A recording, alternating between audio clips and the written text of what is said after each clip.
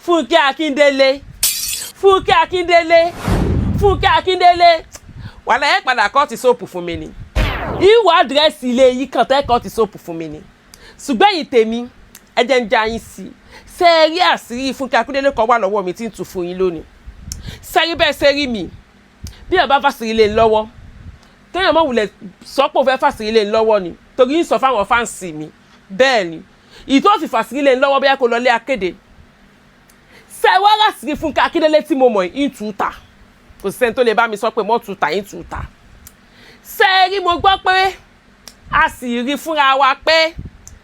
Funke Akindele ti pa 1.1 bílíọ̀nù BTS tún ti pa 1.1 bílíọ̀nù my queen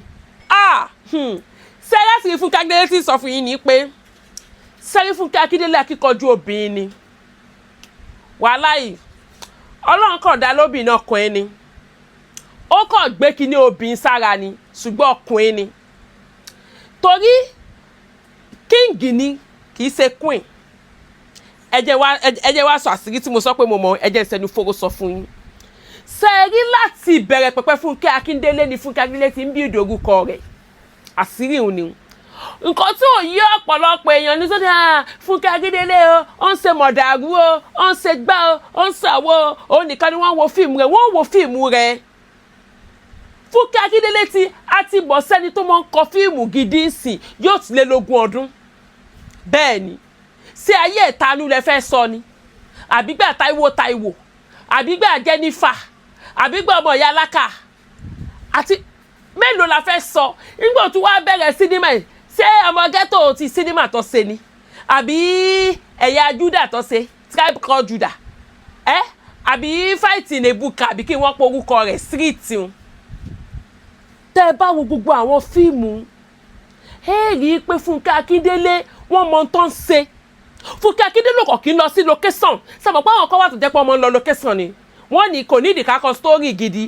ẹ̀jẹ̀ kọ̀ ya gílámọ̀ fáwọn èèyàn wọn wá mọ̀ wípé tẹ́síbọ̀ọ̀dì àwọn èèyàn ti háì ju kó kọ̀ọ̀kan jágbajàgba lọ kankan máa ṣe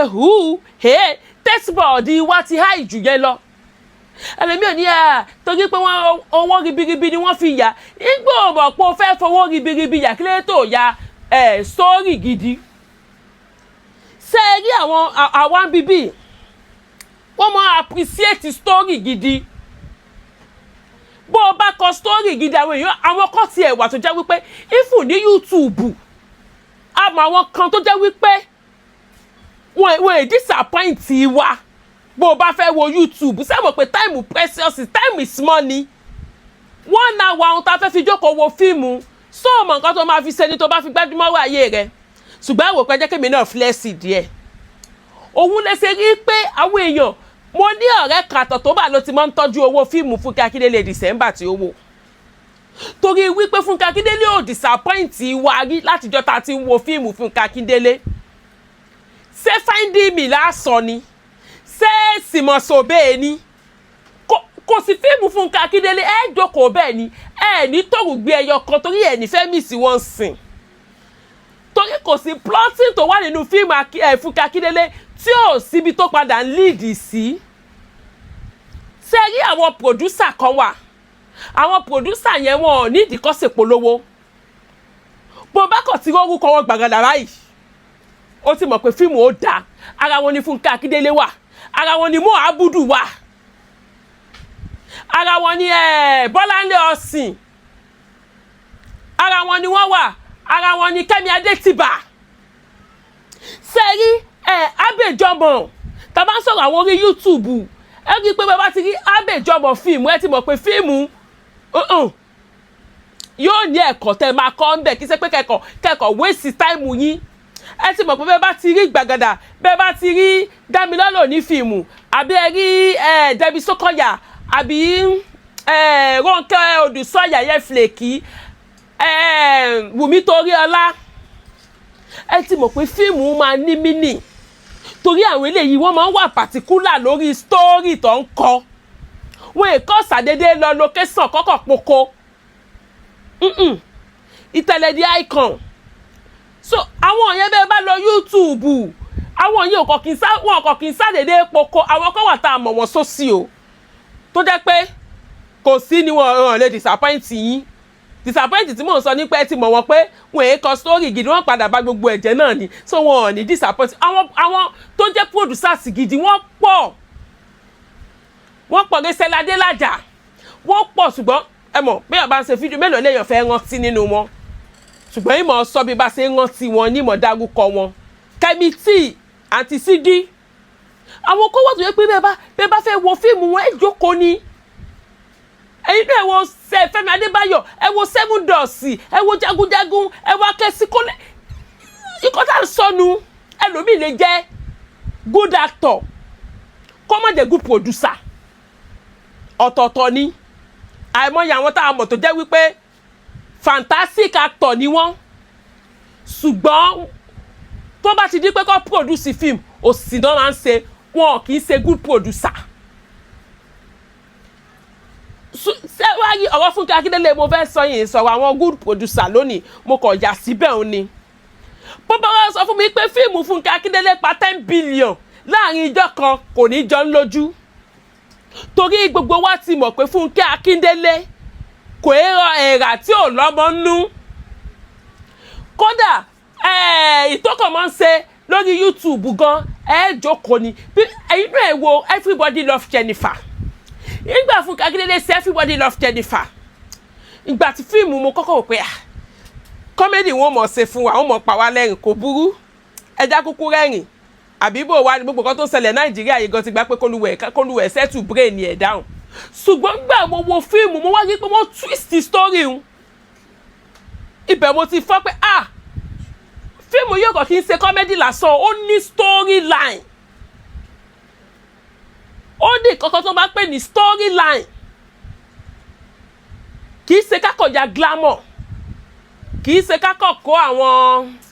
àwọn kí lorúkọ ẹ̀ àwọn skill maker oríṣiríṣi kákọ̀ kó star sínú fíìmù kákọ̀ kó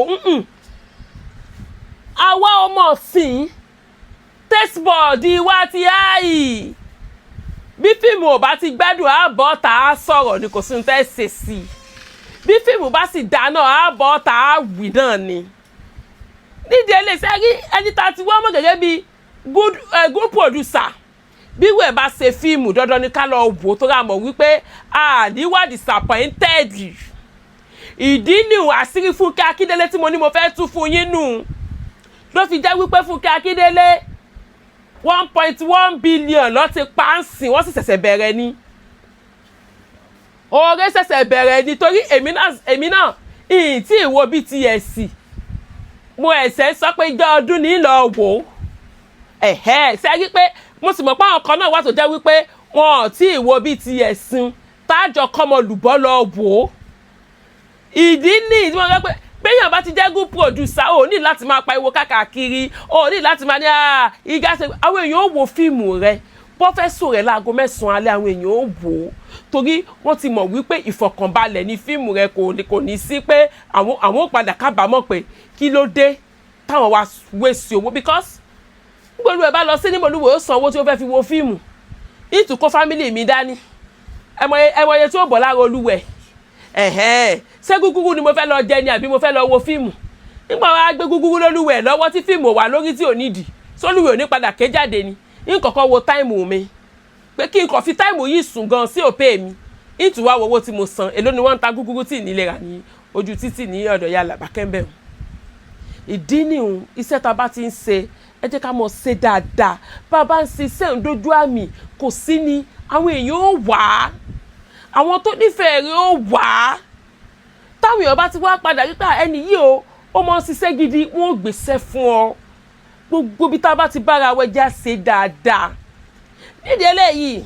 ìyá mi Funke Akindele congratulations inú mi dùn fún yín o mo bá yín yọ̀ o mo bó ní re yọ̀ ní o kí re lè kárí kó lè kẹ̀mí náà ni ṣùgbọ́n ní 1.1 billion yìí o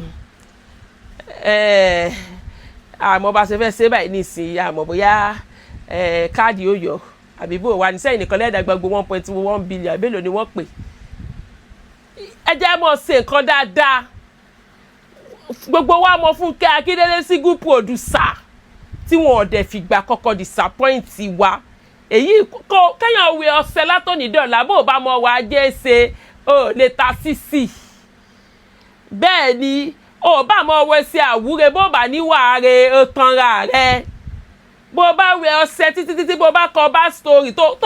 kọ story gidi fáwọn èèyàn wọn padà fi ọṣẹ lẹ́yà ni. Funke Akindele tó jẹ́ pé wọ́n ti ń bí ìdòrúkọ wọ́n sì kì í sọ̀rọ̀ ogún ọdún àwọn pòdúsà pàjáwìrì wọn àfẹ́ mọ́ fi gagbága ìdínú ẹyẹ wá tún fẹlẹ́ náà sọ abèjọmọ ẹjọ ẹ̀yin náà àmọ̀rí ti yín sinimá next year o àti nídìí yín sinimá ẹ̀ mọ̀ bọ̀ wá sinimá nídìí yín sinimá next year so kò jù bẹ́ẹ̀ lọ àti Funke congratulations yàbẹ̀jì ẹ ṣé mo dúpẹ́ o. Please subscribe to my YouTube channel and press the notification button.